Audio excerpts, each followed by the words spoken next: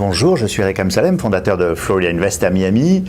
Aujourd'hui, je vais vous parler des modifications qui ont eu lieu concernant la loi fiscale FIRPA. Rappelons ce qu'est la convention FIRPA. La loi FIRPA, Foreign Investment in Real Property Tax Act, est une convention fiscale entre les États-Unis et la France qui oblige, en cas de cession d'un bien immobilier, de retenir un pourcentage du montant de la vente pour une période en général d'une année. Cette somme vous sera reversée une fois la preuve fournie au fisc américain que vous êtes acquitté de l'ensemble de vos impôts aux États-Unis. Qu'est-ce qui a changé dans la loi FIRPA ? Le taux de 10% appliqué auparavant est passé à 15% pour toutes les transactions effectuées après le 17 février 2016 pour les investisseurs non résidents. De plus, à partir du 18 décembre 2016, les changements de la loi FIRPA plus favorables s'appliqueront aux trusts immobiliers et aux fonds de pension étrangers aussi. Encore une fois, ces dispositions ne s'appliquent qu'aux personnes non résidentes.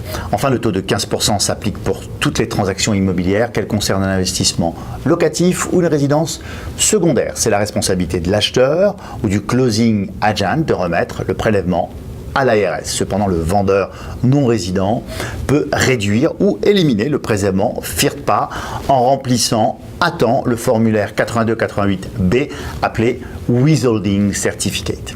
Le vendeur peut demander, une fois tous les formulaires envoyés à l'IRS, la restitution immédiate des fonds. Ce sont les délais de traitement qui peuvent être quelquefois longs. Encore une fois, je conseille vivement de recruter un comptable familier avec FIRPA. Il devrait être en mesure de récupérer vos fonds en quelques mois. J'espère que cette vidéo vous a informé sur les dernières modifications de la convention FIRPA. Retrouvez tous les détails sur notre site internet floridainvest.com. N'hésitez pas à vous abonner à notre chaîne YouTube. Nous répondrons aux questions les plus posées directement dans les commentaires sur Twitter ou par email à questions@floridainvest.com. À très bientôt en vous souhaitant les meilleurs investissements locatifs en Floride et aux USA. La deuxième erreur à éviter lors de la recherche d'un bien pour un investissement et non pas une résidence secondaire ou principale est de s'engager émotionnellement dans son achat. En effet, les investisseurs non expérimentés ont tendance à se projeter dans l'habitation en y mettant de l'affect, comme s'ils achetaient pour leur propre usage, au lieu de se concentrer uniquement sur le taux